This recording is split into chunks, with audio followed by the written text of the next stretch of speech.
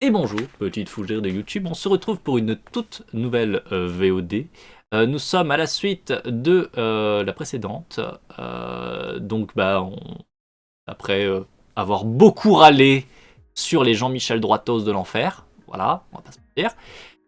On est reparti pour la suite, dans la joie et la bonne humeur. Nouveau chapitre, comment réagir?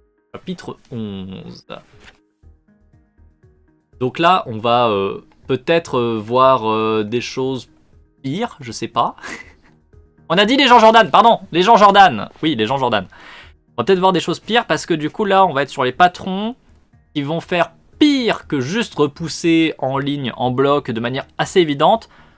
On va être sur les patrons sociaux. Vous savez, ces patrons tel un Ruffin qui vous dit que c'est un patron mais un patron de gauche. Bah, c'est marrant parce que ça reste quand même un patron surtout. Et donc du coup qui va essayer de faire des réformes, qui va essayer de prendre en compte les contestations, mais surtout pour ne pas vraiment remettre en question le modèle de société en général. Je pense fort qu'on va avoir un truc comme ça. Je pense très très très fort qu'on va avoir un truc comme ça. Vu la direction que ça prend, il y a des chances. Allez, donc ça sera plus insidieux, hein. On est reparti. La classe dirigeante traditionnelle fait au besoin des sacrifices. Elle s'expose par des promesses démagogiques à un avenir sombre. Gramsci. Les hommes d'affaires peuvent vraiment faire leur cette formule de Winston Churchill. Nous avons immensément bénéficié des critiques que l'on nous a faites, d'autant que nous n'avons jamais eu à déplorer la moindre pénurie en la matière. C'est par ce trait d'humour que David Rockefeller, président du directoire de la Chase Manhattan Bank, ouvrait, en 71, un discours à des publicitaires new-yorkais sur le rôle du business à une ère de responsabilité croissante. On pourrait lire ce texte comme un bréviaire du bon usage de la critique, à destination des classes dominantes, et en extraire quelques principes généraux. Face à la contestation, que faire? Et d'abord, avec quels yeux la voir, avec quelles oreilles l'entendre? Pour commencer, une remarque sur le lexique employé. Tandis que certains évoquent à l'époque des attaques contre la libre entreprise, Rockefeller préfère parler de critique. On aurait là un premier précepte. Retraduire les attaques en critique. Traiter une attaque comme une critique, c'est déjà commencer à la désarmer. La différence tient à la façon d'accueillir l'hostilité. On repousse une attaque, mais on peut tenir compte d'une critique. Tandis qu'une attaque appelle la contre-attaque, une critique invite aussi à l'auto-examen. Se demander ce qu'elle apprend sur soi-même, quelle faille éventuelle elle permet de repérer. Être prêt à reconnaître, autrement dit, une vérité dans la négativité, afin d'en tirer les leçons pour soi. Pour le pouvoir, la critique peut être une chance. Il faut savoir en tirer profit, comme de toute chose du reste. Principe de valorisation de la critique. Oh non, on va revaloriser les critiques, quoi. On va apporter de la valeur ajoutée aux critiques. Incroyable. Ça commence bien déjà. Une page, et j'ai déjà un peu envie de canner. Vous avez vu, ça s'annonce bien, hein? Hein? Bon, bon. Certes, il est tentant pour les hommes d'affaires de réagir en contre-attaquant, en rendant invective pour invective. Mais ce n'est pas la bonne tactique, pas plus que ne l'est la disqualification systématique. Dénigrer d'un bloc les critiques qui nous sont adressées, ce serait risquer de compromettre notre crédibilité au moment où nous en avons le plus besoin. Rockefeller s'oppose ici à ceux qui d'une part tendent à réduire la contestation à une... Oula! Je laisse faire la petite alerte. Bonjour. Et du coup j'ai un onglet qui me regarde. J'ai un onglet qui me regarde. Évidemment. Arkun 69 vient aider la forêt avec 80. Bonjour. Bienvenue, bienvenue, merci beaucoup pour le raid. Matinale sciences sociales, écoutez, bienvenue. On est actuellement... Je suis anarchiste et je voudrais foutre en l'air toute la société capitaliste. On est actuellement sur de la lecture de sciences humaines et sociales. Voilà, du coup, vous n'allez pas être dépaysés. Bienvenue. Alors, vous venez de rater un truc horrible. C'est-à-dire que là, ça fait 2 heures. Et bonjour, du coup, Caspinia. Bienvenue. Merci beaucoup pour le follow.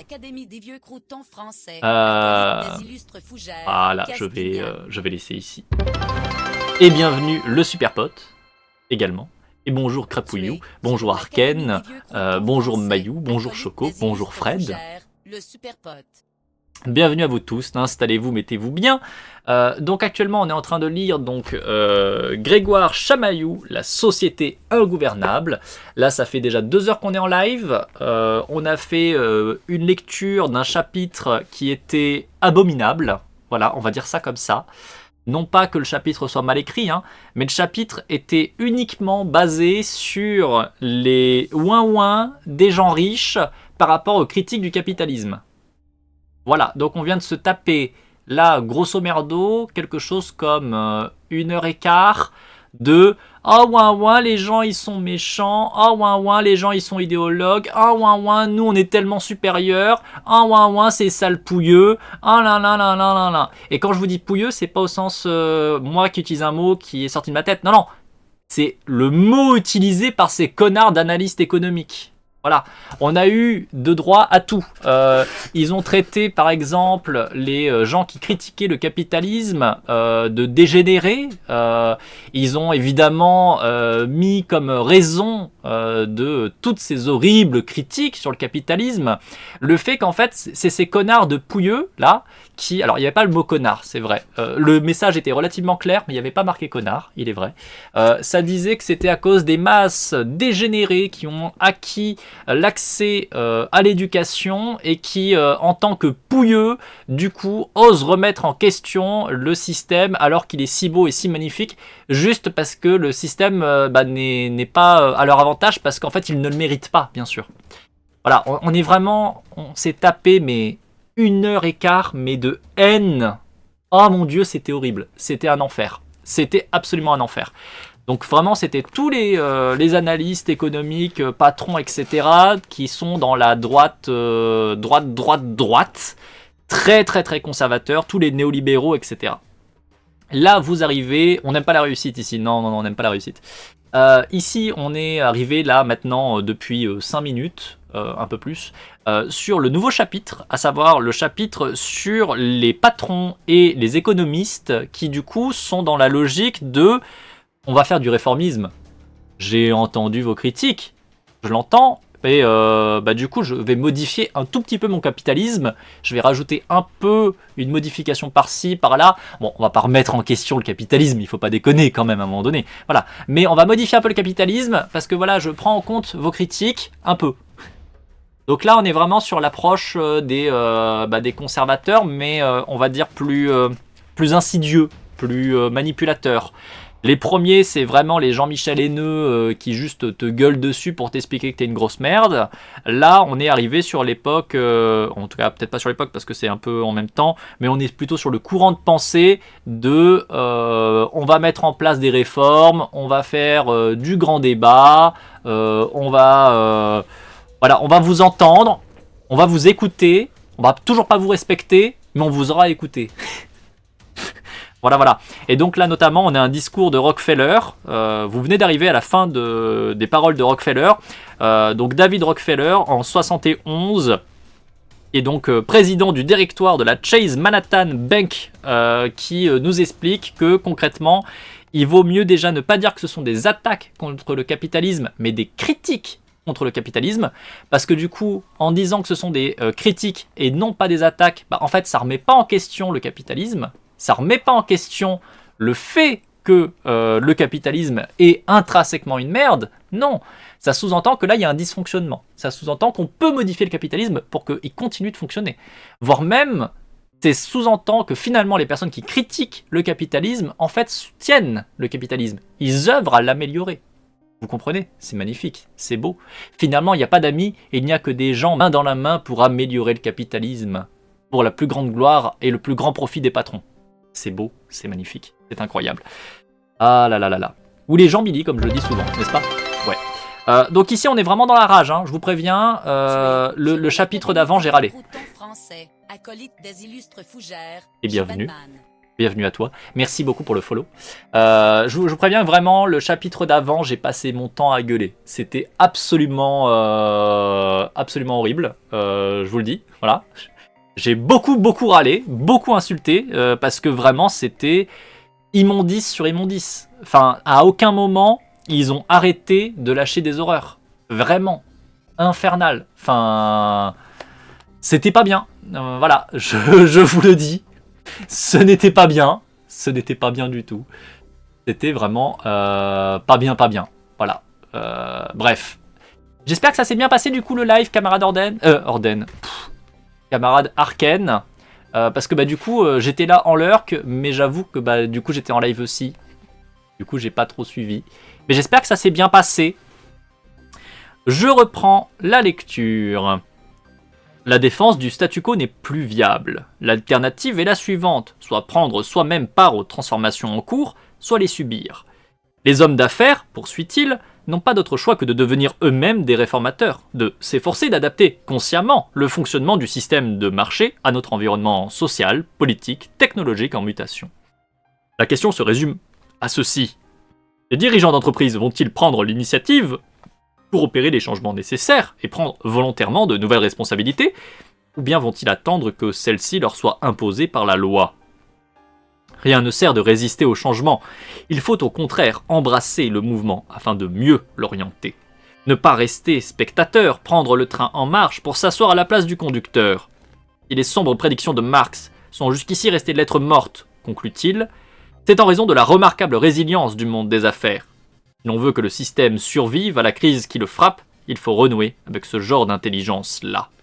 Alors ça aussi c'est ironique, hein, parce que vraiment, nous dire que le monde des affaires a une remarquable résilience, alors que là on est page 89 de l'ouvrage de Grégoire Chamaillou, jusqu'à présent, toutes les études, tous les auteurs qui ont été montrés, qui ont analysé comment fonctionnait le capitalisme jusque-là, c'est littéralement à chaque fois le constat que l'entièreté du monde des finances, du monde du patronat, du monde politique passe littéralement leur temps à mettre des béquilles au monde capitaliste pour qu'il continue de tourner.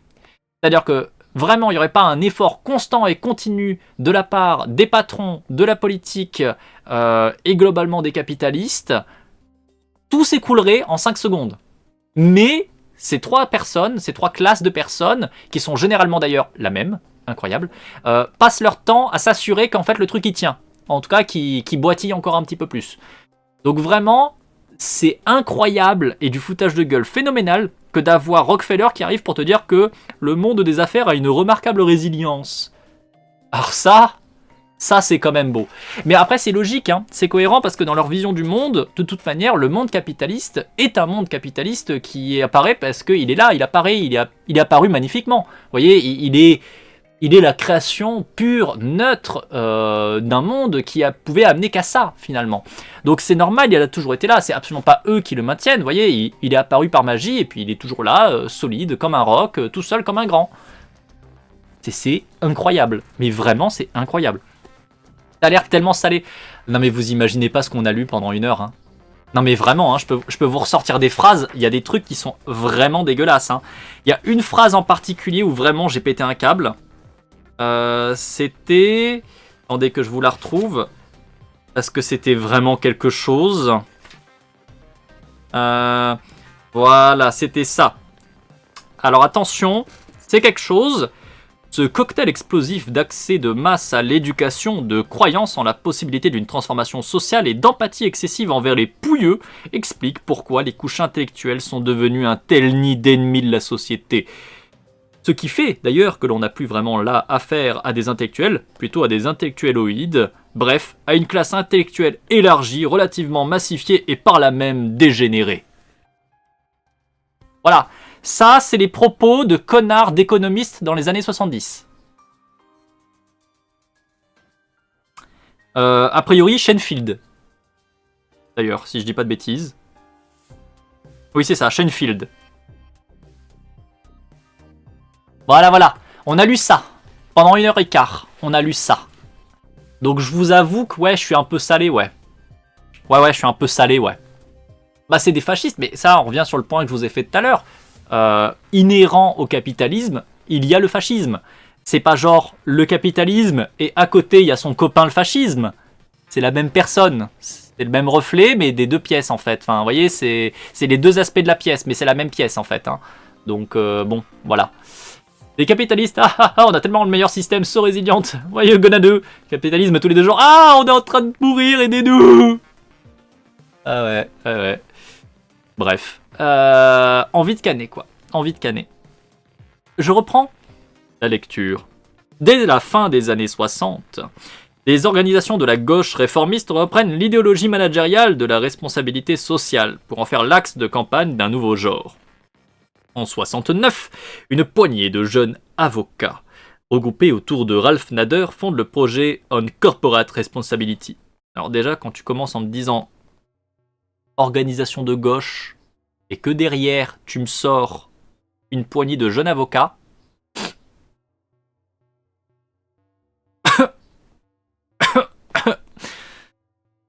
oui, oui, cette gauche-là, oui, d'accord. La droite sociale, la fameuse. Nous sachions, hein. Non mais vraiment, ça me fume. Je suis une droite fasciste et capitaliste à des degrés divers. Oui. Oui. Encore une fois, hein, on rappelle, c'est toujours important de remettre ce magnifique petit rappel.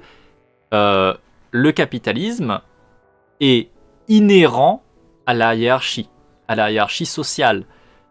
La hiérarchie sociale, c'est ce qui produit du coup du fascisme. Parce qu'il y a des gens qui valent plus et des gens qui valent moins. À un moment donné, si ton fonctionnement de base dans le capitalisme et dans les pensées de droite, si le truc qui est au centre, c'est la hiérarchie, bah je suis désolé de vous le dire, mais du coup, votre truc de droite, votre truc capitaliste, de fait, il est fasciste. À des degrés divers, encore une fois, mais c'est inhérent au truc. Garrido est avocate et de gauche. Oui, oui, bien sûr.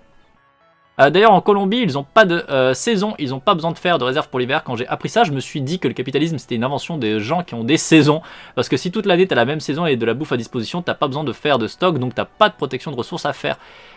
Mais même, en fait, tu peux avoir des saisons sans produire du capitalisme. Le problème du capitalisme, c'est que inhérent à ça, tu veux surtout centrer et concentrer les ressources. Parce qu'il y a des gens qui ont plus et qui doivent avoir plus, et des gens qui ont moins parce qu'ils méritent d'avoir moins. C'est ça la logique qu'il y a derrière. C'est pas une question de saison. La question de saison, on en a eu pendant des plombes ici, et tu as eu tout un tas de sociétés qui sont construites aussi dans tout un tas d'endroits où il y avait des saisons et où qui n'a pas spécialement développé le capitalisme, ou qui fonctionnait très bien en dehors. Le monde capitaliste qui est aujourd'hui le modèle majoritaire est imposé à travers l'entièreté du monde en fait. C'est pas parce qu'il y a une réalité environnementale, c'est parce que surtout il y a une question de rapport de force, il y a une question de personnes qui ont un intérêt, un avantage à ça, et qui ont les moyens de l'imposer, et qui de fait l'ont imposé. Elle est cool ton approche environnementaliste, mais c'est une question de politique, d'acteurs qui veulent accumuler. Voilà, c'est ça, c'est exactement ça. Encore une fois, des modèles de société, il y en a eu plein de formes différentes, à plein d'endroits différents, peu importe les conditions. Si on se contente de résumer en fait l'environnement comme responsable d'une société capitaliste, en fait c'est enlever la responsabilité aux personnes qui l'ont construite, qui la maintiennent et qui la pérennisent à l'heure actuelle. Et pour moi, je suis désolé, mais c'est pas ok. C'est pas ok parce que ça sous-entendrait que, et là ça irait dans le sens notamment des capitalistes et des personnes, notamment les fameux idéologues qu'on a, analystes économiques, etc., qui consistent à dire que le capitalisme est apparu par magie. Le capitalisme est apparu naturellement. Il fallait qu'il apparaisse et donc il apparaît. Alors qu'en fait non. Il n'est pas apparu parce qu'il devait apparaître, parce que les conditions ont fait qu'il a, envers et contre tout, la nécessité d'apparaître. Non. C'est parce qu'il y a un intérêt économique, il y a un intérêt politique, il y a un intérêt, un rapport de force qui vient se rajouter à ça, qui fait qu'il est créé et qu'il est apporté. Voilà, sinon on s'approche, comme dit Techno-Viking, d'un darwinisme social, et ça n'a pas de sens en fait. Socialement, il n'y a rien qui amène de fait, de manière universelle, de manière naturelle, au capitalisme. Ça n'a pas de sens. Ça n'a absolument pas de sens. Lire La société contre l'État de Pierre Clastre, c'est une bonne idée. Tu peux quand même faire des stocks pour prévoir des imprévus climatiques qui sont de plus en plus récurrents, faut dire, et là on peut parler de racisme écologique. Oui, complètement, en plus de ça, oui. C'est pas parce que, alors même sans parler des conditions actuelles et du fait que les pays qui vont le plus subir sont les pays qui sont racisés, qui subissent le plus le modèle capitaliste, en dehors de ça, restons dans une approche purement théorique. t'as un endroit du monde où t'as une société qui se développe tranquillement, très bien, et qui, en l'occurrence, se retrouve avec des denrées produites à l'année, sans problème de saison, etc. Est-ce que ça empêche les catastrophes? Est-ce que ça empêche n'importe quoi de venir ajouter un imprévu qui fait que tu vas pas faire de stock? Bien sûr que non, ça n'a pas de sens. Tout le monde va faire du stock en fait. C'est logique, parce qu'au cours des années, tout le monde, qui ait des saisons ou pas des saisons, a pu voir que y a des événements imprévus qui arrivent, en fait. C'est quelque chose qui est arrivé dans toutes les civilisations. Quand bien même on avait les meilleures situations du monde, si tu prévois pas un petit peu sur le futur, tu te plantes en fait. Parce qu'il y a toujours quelque chose d'imprévu qui peut arriver. Je continue à rattraper. Faut aussi ajouter une dynamique moderne, postmoderne du capitalisme avec la déconnexion par rapport au monde. Y a plein de choses qui se mettent en ligne de compte. En fait, faut jamais oublier qu'une société, c'est tout un ensemble de couches qui se superposent, qui interagissent les unes avec les autres, etc. Encore une fois, tout est une question de rapport de force. Pour ce que ça concerne surtout les pays du sud global, ce que je viens d'énoncer. Ouais, à l'heure actuelle, ouais, complètement Fred. C'est une reproduction moderne du système féodal puis colonial. C'est proche du darwinisme, ça j'avais lu. T'as le naturalisme social, mais t'as le naturalisme scientifique de Descola. Je pensais plus à ça. Alors Descola, je connais de nom, mais j'ai pas lu. Ça me dit pas grand chose. Ça me dit pas. Le nom me parle, mais franchement, je vois pas exactement ce qui est dit derrière. Très très franchement, je vois pas ce qui est dit derrière. Parce que je connais pas plus que ça. J'en ai pas entendu du bien, mais je sais plus pourquoi. Ah. Oui, après voilà, il y a toujours des limites à tous les travaux, et en soi, c'est pas une mauvaise chose. Hein. La critique n'est pas un problème, hein. Loin de là. Je reprends la lecture. Bon, du coup, on rigolait bien. On était sur les partis de gauche, donc jeune avocat. Lol. Bref. Donc, nous voulons que les dirigeants d'entreprise rendent des comptes à tous ceux que leurs décisions affectent. En février 70, ayant acheté 12 actions de General Motors, ils soumettent 9 résolutions aux 1,3 million d'actionnaires de la compagnie. Leur objectif, annonce-t-il, est de transformer le processus de décision managériale pour s'assurer que seront pris en considération les multiples intérêts qu'affectent les décisions de la firme. Ça va prendre en compte, vous croyez, du coup, les populations des pays qui se font exploiter ou pas? Par hasard. Juste, où vous pensez qu'on passe à côté. Enfin, pourquoi je pense qu'on passe à côté? C'est une catégorisation des rapports au monde. Naturalisme scientifique, animisme, totémisme et, je sais plus la quatrième, un structuralisme moderne à la Lévi-Strauss. Ok. Là, comme ça, pareil, ça me dit pas forcément beaucoup de choses, donc... il a grave changé ces dernières années en s'inscrivant dans des luttes écologiques. Ok. J'aimais bien mon idée, maintenant je suis déprimé, mais oui, vous avez raison. Désolé. Désolé, crapouillou. En étant dans un pragmatisme militant. Alors, moi, je vous avoue que le pragmatisme militant... Nien, pour plein de raisons, en fait. Voilà, je dirais pas, en soi, je dirais pas qu'elle est fausse. Je dirais que, à minima, elle est forcément incomplète. Voilà. En fait, c'est comme toujours. C'est comme toujours, partez du principe que si vous avez une explication pour un peu tout, ça va probablement pas marcher. Voilà. Pourquoi? Parce que ça n'a pas de sens d'avoir un monde qui est monocausal. Le monde n'est pas monocausal. Le monde est un ensemble d'éléments qui coexistent, qui se superposent, etc. Ah! Oui, attendez. Bonne référence, Orden. En plus, j'aime bien le travail de Oui d'accord. Hop. Donc du coup, Orden vous recommande, si vous ne connaissez pas, de regarder la vidéo de Oui d'accord, juste ici. Le capitalisme nous rend-il plus libres? Et la réponse est nee. Voilà. Et c'est une bonne réponse. Et elle est bien. J'aime beaucoup la chaîne de Oui d'accord en l'occurrence. Je trouve qu'il fait un bon travail. Bonne récupération de quoi manger. Et surtout, Etilwen. Tu as bu, Etilwen? Pense à boire, Etilwen. Copine, il faut prendre de l'eau. Oui. Voilà. Ceci dit, pour reprendre sur ce que je disais juste avant, à partir du moment où vous avez une explication que vous utilisez pour tout et n'importe quoi, tout le temps systématiquement, ça ne marchera pas. Parce que le monde n'est pas monocausal. Le monde n'a pas une raison qui explique tout. Ça n'a pas de sens. Parce que le monde est un enchevêtrement de tout un tas de réalités qui interagissent les unes avec les autres. Pour le parler plus concrètement, le monde en ménopause. J'ai pas fait le lien. J'ai pas compris. Pourquoi le monde en ménopause? Je l'ai pas. Alors j'ai de la Monster, oui, mais j'ai de l'eau aussi. Enfin, j'ai une bouteille d'eau vide, parce que du coup j'ai bu l'eau, voilà. Voilà, mais pour reprendre un petit peu, voilà, typiquement, comme dit Crapouillou, le patriarcat est responsable de beaucoup de choses au sein de nos sociétés. Pour autant, tout n'est pas patriarcal. Ça n'a pas de sens. Tout est un peu patriarcal, probablement. Mais il y a aussi du racisme, il y a aussi de la LGBT-phobie, il y a aussi du validisme, il y a aussi tout un tas de choses. Et tout coexiste constamment, en fait. Vous avez aucun moment où vous avez une explication qui peut coller à tout. Si vous venez utiliser, par exemple, je sais pas moi, le racisme pour expliquer l'entièreté des fonctionnements du monde, vous allez forcément, à plein de niveaux, passer à côté de plein d'informations. Parce que le monde est évidemment raciste, et extrêmement raciste, mais il n'est pas que ça.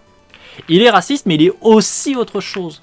Et ça va pour tout. Vous prenez le patriarcat, vous prenez globalement le sexisme, vous pouvez expliquer tout ce qui se passe à travers le monde par le sexisme, vous passerez toujours à côté de plein de points.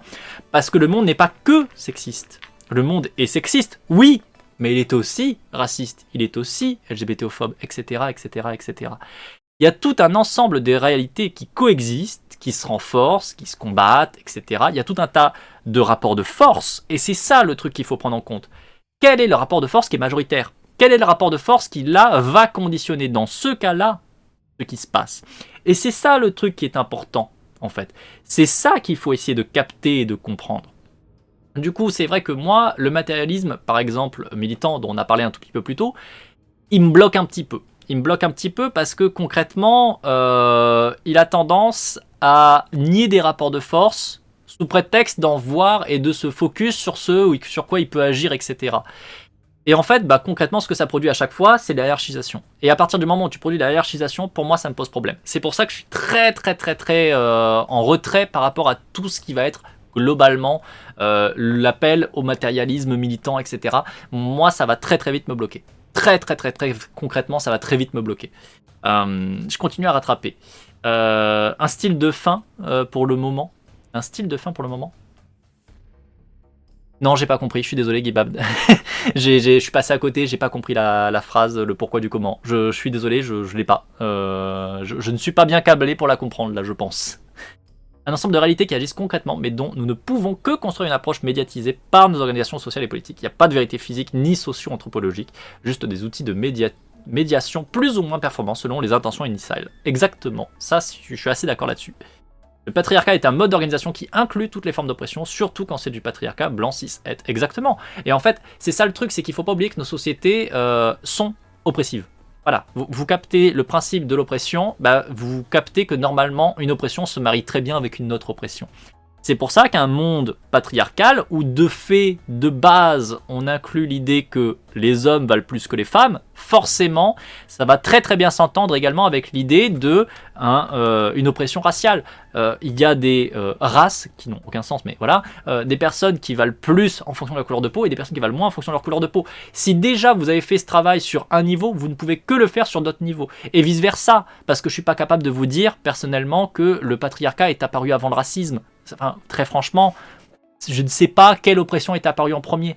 Le seul constat est qu'à partir du moment où tu as une oppression, elle va très bien se développer avec d'autres oppressions. Parce que c'est exactement les mêmes fonctionnements. Quand bien même, ça ne va pas se réaliser de la même manière, ça ne va pas exprimer de la même manière, c'est le même fonctionnement, c'est la même logique qu'il y a derrière. Et du coup, c'est pour ça que le capitalisme, moi je vous tape dessus directement en vous disant que c'est du fascisme. Le capitalisme, intrinsèquement, part du principe qu'il y a une hiérarchie sociale. Donc forcément, au sein du capitalisme, on voit se reproduire les oppressions. Par exemple, la hiérarchie raciale, par exemple, la hiérarchie en fonction du genre, etc., etc., etc. Parce que justement, c'est inclus dedans. Et ça, encore une fois, c'est le cœur même du fascisme. Le cœur du fascisme, c'est qu'il y a des gens qui valent plus, des gens qui valent moins. Des gens qui comptent, des gens qui ne comptent pas. Donc partant de là, si votre modèle économique, c'est un modèle où on va faire la hiérarchie sociale, eh ben bravo, mais vous êtes déjà dans un modèle qui est un modèle fasciste, quoi. Tout simplement. Je reprends la lecture.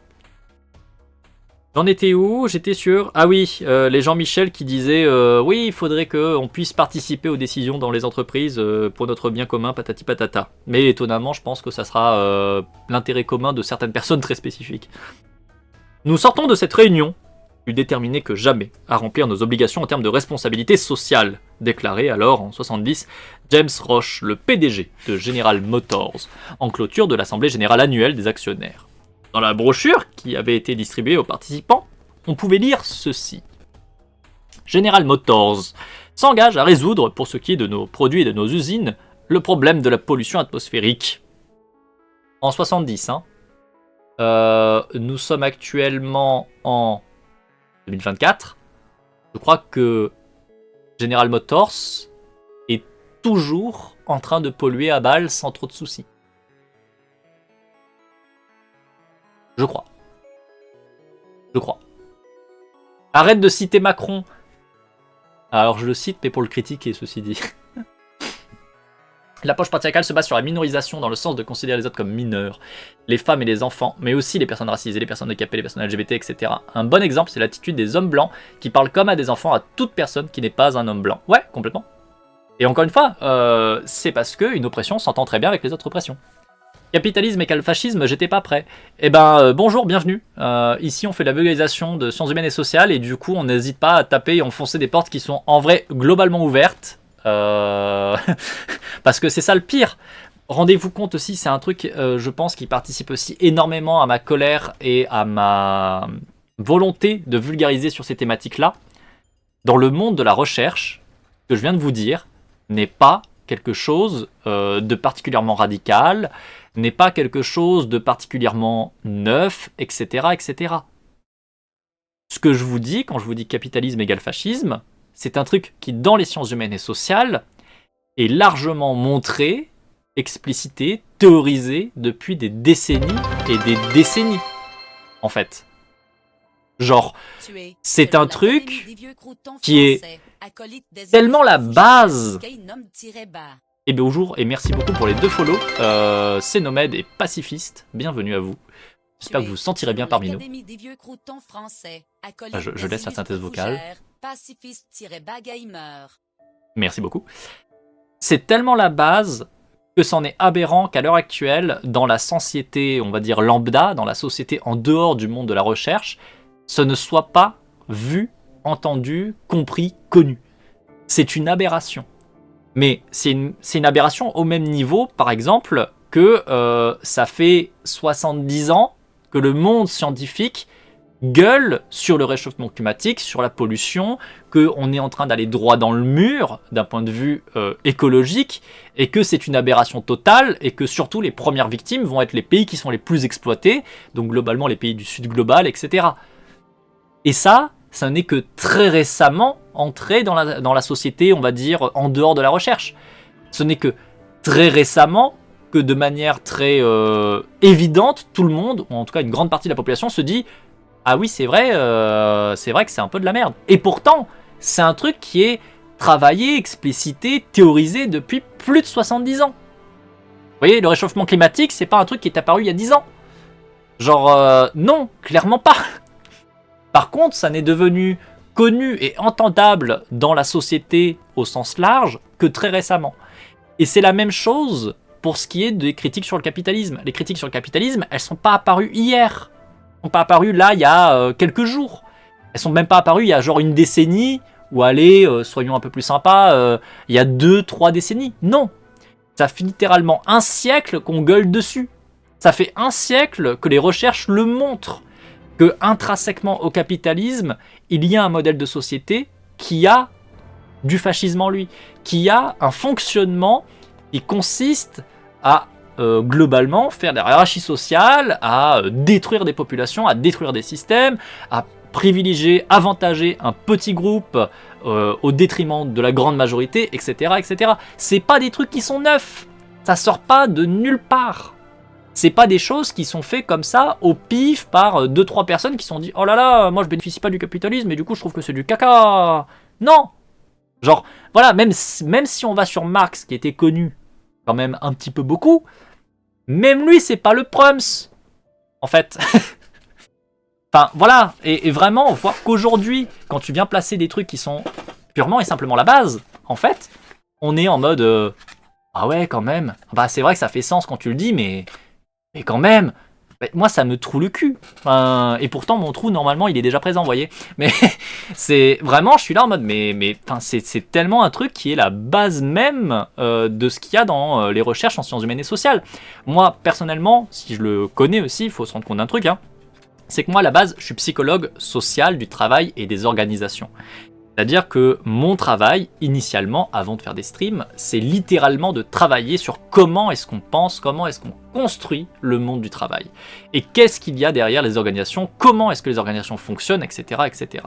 Donc, forcément, moi, par mon cursus, je suis passé par tout ça, par tout ce passif-là, par toutes ces recherches qui ont été développées au cours des années.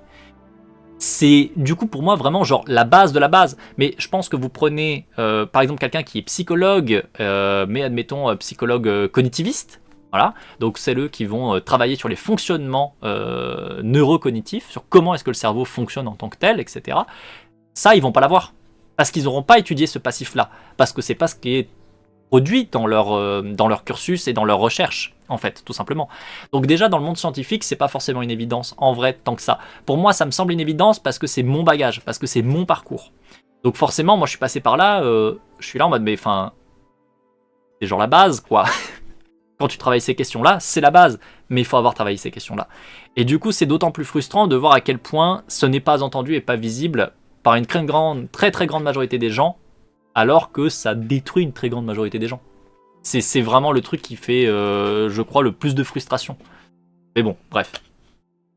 Je reprends. Pourtant, je suis dans les bulles de gauche depuis longtemps, a priori pas assez à gauche, mais bon, gauche quand même. Ouais, je vais répondre un peu comme Caspigna, probablement gauche réformiste et pas révolutionnaire. C'est probablement la petite différence.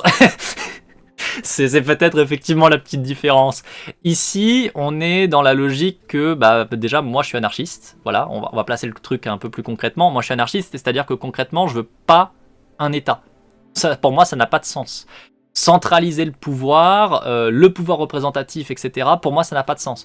Pour moi, c'est forcément quelque chose qui intrinsèquement a les graines de la plus grosse merde généralisée. Et c'est ce qu'on voit aujourd'hui. Aujourd'hui, on est dans un système qui est système représentatif où du coup, on doit élire nos représentants, sauf que c'est une caste politique qui du coup s'est accaparé tout le truc, et que cette caste politique, étonnamment, c'est aussi la caste des patrons, etc. Tiens, c'est étonnant, c'est bizarre. Donc forcément, moi personnellement, ma logique c'est venez on déboulonne l'État. Venez on le met en pièces et en fait on va s'autogérer. Venez en fait on va créer des trucs où on est au même niveau et puis ça se passera probablement un peu mieux quand même.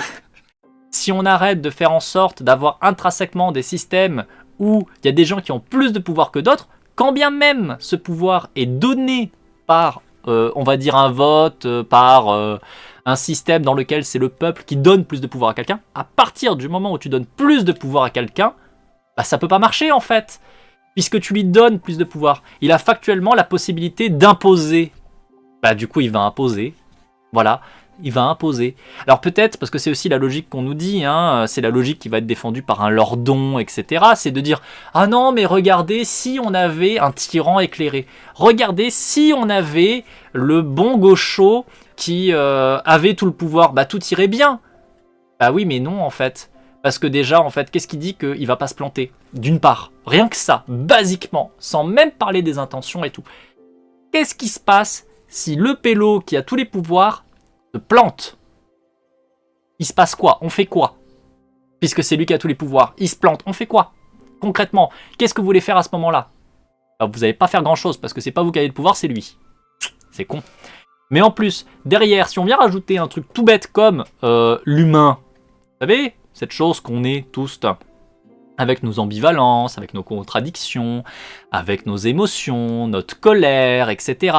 Il se passe quoi si vous avez donné tout le pouvoir à un quelqu'un, et que ce quelqu'un-là, ce Jean Billy, pour une fois j'ai changé, ce Jean Billy, à un moment donné, il a quelqu'un dans le pif, et que du coup il a tout le pouvoir pour l'utiliser et éventuellement s'attaquer à quelqu'un. On fait quoi? Dites, qu'est-ce qu'on va faire Ah bah on va rien faire parce que c'est toujours pas nous qui avons le pouvoir puisqu'on l'a donné à quelqu'un. Oh, quel dommage, quelle tristesse. Et du coup, eh ben on fait quoi si en plus de ça, on a élu non pas le bon leader gentil de gauche, etc., mais qu'on a élu un fasciste. Parce que, admettons, les dés sont pipés, parce que les gens sont fascistes, parce que notre société est oppressive, etc., peu importe. On se retrouve avec Jean Connard, admettons, par exemple, hein, Le Pen au pouvoir. Bah on fait quoi? Bah on fait rien en fait, parce que c'est toujours pas nous qui avons le pouvoir. Donc vraiment, à aucun niveau, une société dans laquelle on donne plus de pouvoir à quelqu'un par rapport à autrui, ça ne peut marcher. Intrinsèquement, ça ne peut que produire de la merde. Ça ne peut pas faire autre chose. C'est impossible. Que ce soit par erreur, que ce soit par mauvaise intention, que ce soit par fascisme pur et dur, ça ne pourra dans tous les cas que faire de la merde. Donc, soyez anarchiste. Voilà, ça sera ma conclusion. Soyez anarchiste. Faites sauter l'État.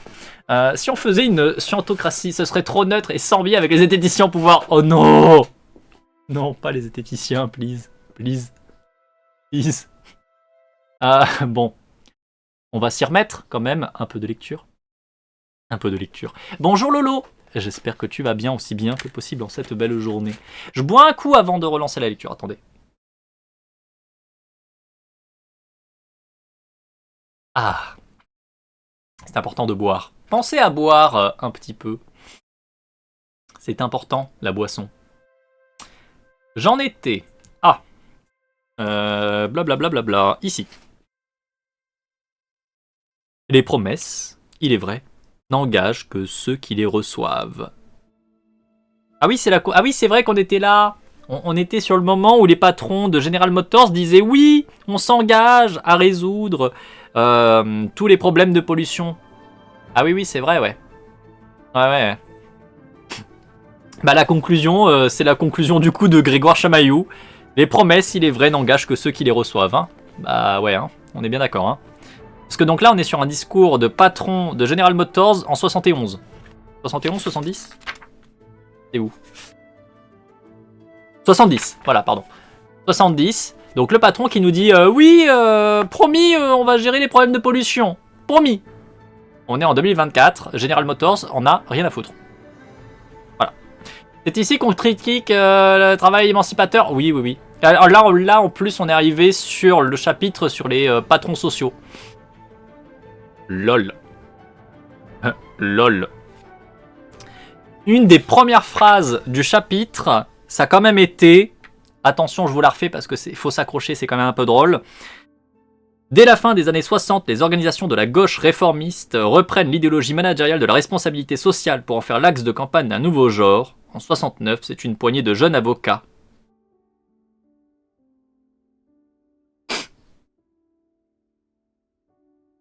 Gauche, réformiste, avocat.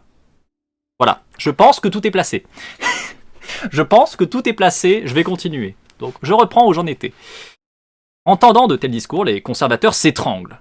Des géants tels que General Motors, fulmine en 71, l'éditorialiste libertarien Jeffrey St. John, font face complètement désarmés, intellectuellement, philosophiquement, à une horde grandissante de critiques et de récapituler, consternés, les concessions faites par le PDG de la firme automobile de Détroit. Face aux pressions des activistes, n'est-il pas allé jusqu'à accepter la nomination à son conseil d'administration d'un directeur noir, ainsi que la création d'un comité scientifique en charge des questions environnementales? Voilà à quoi se résume, se désole-t-il, la réponse actuelle du business. Esquive, compromis, concession. Faut s'accrocher quand même, hein? Waouh! Waouh, je vous rappelle ce que je vous ai dit il y a 5 minutes, c'était quoi déjà? Ah oui, quand vous avez un modèle capitaliste, vous êtes déjà fasciste, c'est vrai. Vous voulez que je vous refasse la phrase où il nous parle du fait que le plus gros problème, c'est que quand même, le PDG a accepté un directeur noir ou pas? Au cas où c'est pas suffisamment clair que le capitalisme, c'est déjà du fascisme. Si vous voulez, je peux vous refaire la phrase, au cas où vous l'avez pas bien entendu. On est pas mal, hein? On est pas mal. Ça donne envie, hein, vraiment. Bravo les économistes, hein? Ouh. Bon, je reprends. La même année, cependant, dans l'entre-soi patronal du très huppé Executive Club de Chicago, Roche livrait à ses confrères la clé de lecture de son discours public, attirant leur attention sur la menace sérieuse, quoique subtile, qui pèse sur notre système américain de libre entreprise. Il ajoutait « La responsabilité sociale est le mot d'ordre d'une culture hostile qui crève aujourd'hui les yeux ». Cette philosophie est contraire à nos conceptions américaines de la propriété privée, de la responsabilité individuelle. Les groupes militants, qui en ont fait leur étendard, ont recours à des tactiques de division, en vue de plonger l'Amérique des années 70 dans une guerre de la société avec elle-même. Toujours est-il que ces thématiques rencontrent un tel écho et une telle sympathie que l'on ne peut plus raisonnablement les ignorer. Nous devons être prêts à accepter le changement. Et aujourd'hui, ce que l'on attend dans le business, c'est qu'ils répondent aux nouvelles aspirations de la société qu'ils servent. Il nous faut prendre acte de cette grande aspiration qui anime le public. Alors moi, je suis pas du tout plié de rire, moi je suis juste consterné, parce que, enfin voilà, c'est juste du racisme crasse, encore une fois, ce qui n'est pas très étonnant, parce que, encore une fois, c'est intrinsèque à ce modèle, à cette vision. À partir du moment où vous faites de la hiérarchie, bah vous allez faire de la hiérarchie, c'est marqué dans le titre, quoi. Donc bah les mecs, étonnamment, font aussi de la hiérarchie sociale, font aussi de la hiérarchie raciale, etc., etc., c'est zéro surprise et je trouve pas ça comique en fait. Je trouve ça extrêmement grave et c'est extrêmement consternant, vraiment extrêmement consternant de voir que des gens comme cette espèce de grosse merde de Jeffrey St. John peuvent et ont pu parler sans aucun problème, genre vraiment TKT. Je peux venir étaler ta grosse merde raciste, etc. sans souci. On te reprend pas, c'est ok. Enfin vraiment, moi je trouve ça juste consternant.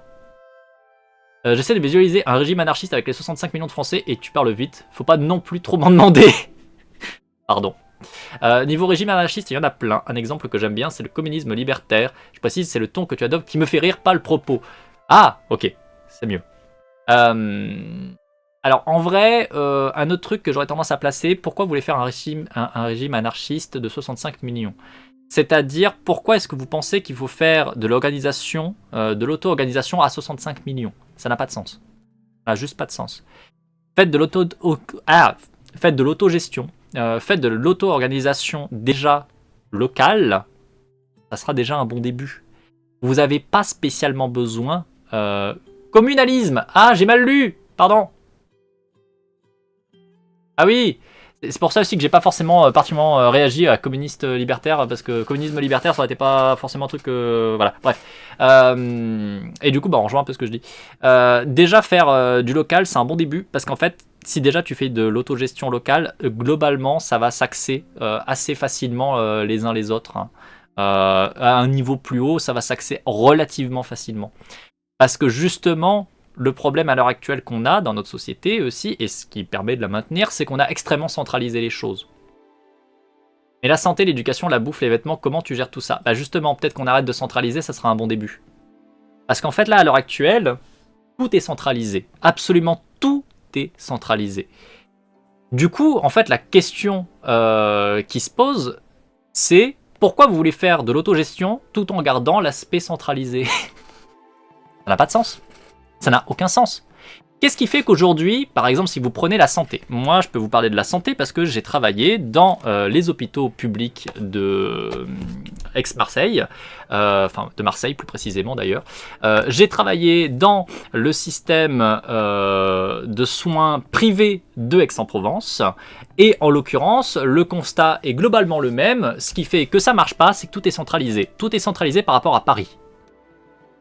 En gros, c'est des putains de bureaucrates au niveau de Paris qui vont déterminer, tiens, combien de thunes on met pour les hôpitaux de Marseille. Je vous la réduis très fortement, mais grosso merdo, c'est la logique qu'il y a.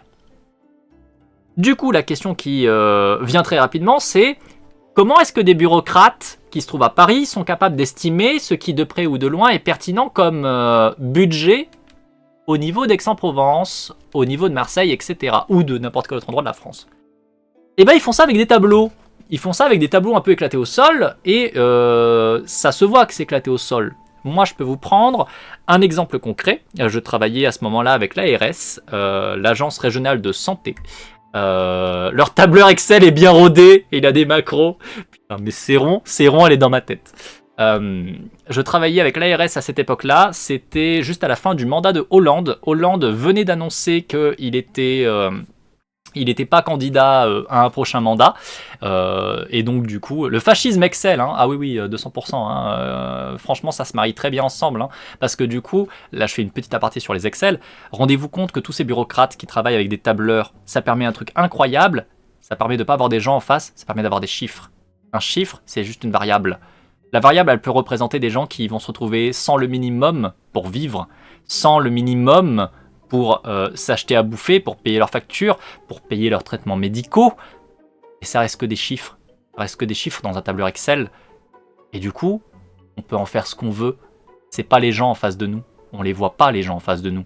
On voit pas les gens qui subissent ce qu'on a déterminé comme budget nécessaire ou pas pour ces personnes. Ça ne reste que des chiffres. Alors effectivement, le fascisme, il s'entend très très très bien avec cette manière de faire. Étonnamment, le fascisme, il a aucun problème à dire tiens, cette variable, hop là, on l'a fait sauter, on n'en a plus besoin. Si derrière, ça veut dire qu'il y a 3 millions de personnes qui vont se retrouver sans, par exemple, chômage, etc., on s'en fout. OSEF, c'est qu'un chiffre dans un tableur. Bref, je reprends sur l'ARS. À l'époque, donc du coup, je vous remets le contexte, Hollande venait d'annoncer qu'il se cassait, qu'il n'allait pas reconduire son mandat, que du coup, en tout cas, il n'allait pas essayer de reconduire son mandat. Et donc, réunion à l'ARS, ou donc Agence Régionale de la Santé, où l'idée c'est qu'est-ce qu'on fait comme plan de santé sur les 10 prochaines années. Concrètement, c'est la réunion qui détermine quelle politique de santé on applique pour les 10 ans à venir. Voilà, c'est ça à quoi j'étais. La réunion dure 3 jours. Vous avez tout un panel d'experts, de bureaucrates, etc., etc. Et globalement, l'appel est très clair de toute la partie, on va dire, médecin et scientifique. Le meilleur moyen de gérer la santé, c'est qu'on fasse en sorte que les gens ne tombent pas malades. Le meilleur moyen, c'est qu'on mette un maximum de nos thunes dans les politiques de prévention.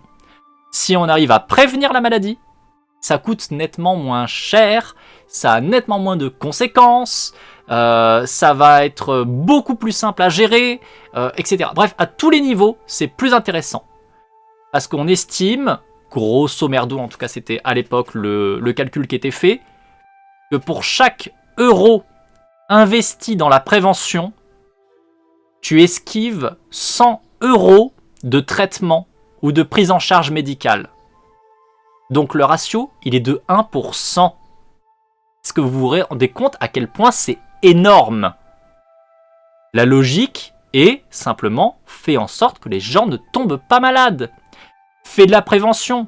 On était bien avant le Covid, hein, au passage, bien avant le Covid, et on en était à dire il faut généraliser le fait de prendre des masques, de mettre des masques dans les établissements publics, comme par exemple l'administration, comme par exemple les hôpitaux, les docteurs, etc. Des endroits où on sait qu'il y a des maladies et où on sait qu'en plus de ça, les lieux médicaux, en particulier les hôpitaux notamment, vous avez des maladies résistantes. Parce que justement, ce sont des endroits où on travaille le plus à éradiquer les maladies et donc à rendre notamment tout un tas d'endroits stériles dans les hôpitaux, ce qui est logique, hein, si vous vous faites opérer, il vaut mieux que ça se fasse dans une salle qui est stérile, hein, juste pour information, et avec des outils qui sont stériles. Ça vaut beaucoup mieux. Hein.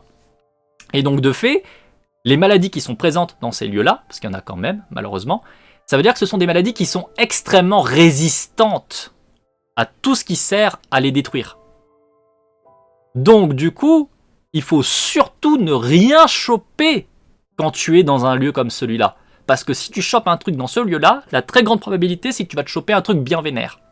Beaucoup plus vénère que le truc que tu auras chopé juste en allant voir ton voisin. Voilà, c'est ça l'idée. Donc, effectivement, les staphylocoques. On en est donc dans cette idée que toute la réunion, qui dure 3 jours, on a quelque chose comme 2 jours de le consensus est clair, il faut investir dans la prévention. Il faut mettre les thunes dans la prévention et pas ailleurs. Vous savez comment elle s'est fait la 3e journée? Je vais essayer de vous laisser deviner dans le chat. Comment s'est passée la 3e journée? Dites-moi, à votre avis, Quelle a été la conclusion du plan de 10 ans qui a été mis en place? Vous allez voir, ça va être rigolo quand je vais vous le dire. Non, non, non, il n'y a pas d'entreprise pharma. Non, non, là même pas de capitalisme, ça n'a pas besoin de ça. Je sais, je vais pas dire. On n'a pas de sous pour investir. Si, si, ils ont des sous, c'est bien le plus drôle. C'est pas de licenciement, on est sur du public. Du coup, a priori, vous ne trouvez pas, et celles qui savent ne veulent pas forcément dire, puisque celles le savent. La conclusion, c'est que le 3e jour, ça a été très simple. Oui, mais comment est-ce qu'on notifie les gens qui tombent pas malades? Comment est-ce qu'on fait rentrer ça dans un tableur Excel? Comment est-ce qu'on fait pour savoir que là, l'argent qu'on a investi dans la prévention a vraiment fait en sorte que personne n'est tombé malade? Bah on peut pas estimer ça, on peut pas faire de chiffres, on peut pas faire un tableur. D'accord. Bon bah du coup, qu'est-ce qui permet de faire des tableurs? Bah on peut faire des tableurs des gens qui ont été malades et qu'on a soignés. Ah oui. Et bah du coup on va investir dans le soin. Ah puis en plus, faut prendre un truc en compte. Là vous comprenez, on a Hollande qui va partir, donc en plus il faut faire des bons chiffres, faut montrer qu'on est efficace parce que du coup le prochain gouvernement va probablement vouloir peut-être mettre des pions à lui à différents endroits, donc peut-être que si il faut avoir des chiffres pour prouver qu'on fait des trucs. Ouais hein, c'est vrai, oui c'est vrai qu'il y a ça.